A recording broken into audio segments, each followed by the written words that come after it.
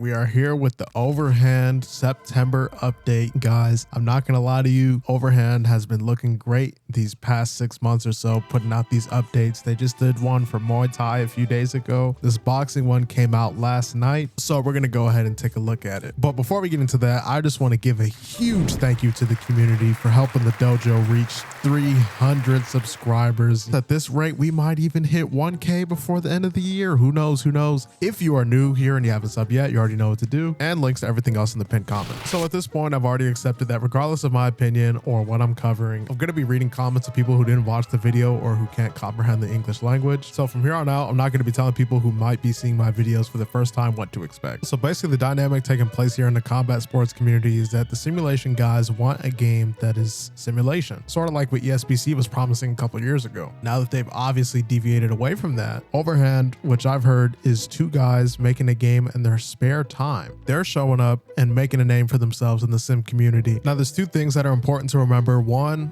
ESBC was a passion project for Ash Habib at one point, so let's keep that in mind. And two, this is showing up at a rather convenient time because Undisputed comes out a month from tomorrow. Essentially, if it's in SCI's best interest to continue to improve their game with, I want to say, at least 2 years of post-launch, then I mean, they shouldn't have anything to worry about. But just with how they've been addressing the community thus far, and we don't even need to talk about early access, we can see what their priorities are. It doesn't have to come out of their mouth. Continuing that sort of behavior going into full launch is only going to make more room for games like these. But about the gameplay itself. So as you can tell, the devs are putting a huge focus on that physics-based gameplay. Engines like the one that Overhead is using that is grounded in physics-based gameplay will create situations where you have to be creative about your footwork based on stance, based on your wingspan, based on the reach of your jab. Occurrences such as one-punch knockouts or trading on the ropes or in the corner does not look awkward with a physics-based game because it's not relying on its animations. As stated by Overhand themselves, the data that they use to get gameplay so smooth and crispy like what we're watching in this video is based off of locomotion technology. For those of you that aren't familiar, if you've ever played GTA, you know that there's essentially no canned animations. What happens on screen is a result of the angle and impact of any particular situation. In the context of a combat sports game, someone who is leaning directly into a power shot, maybe too many times or even with enough power once, would automatically put the lights out. This comes without the mandatory addition of a vulnerability system, over or under tuning damage or defense just to ensure that more interactions can happen inorganically. So I'm going to be honest and say I really love what Overhand Interactive is doing with their game. I'm looking forward to covering this game a bit more in the future as they approach an early access release on Steam. If they continue at this pace,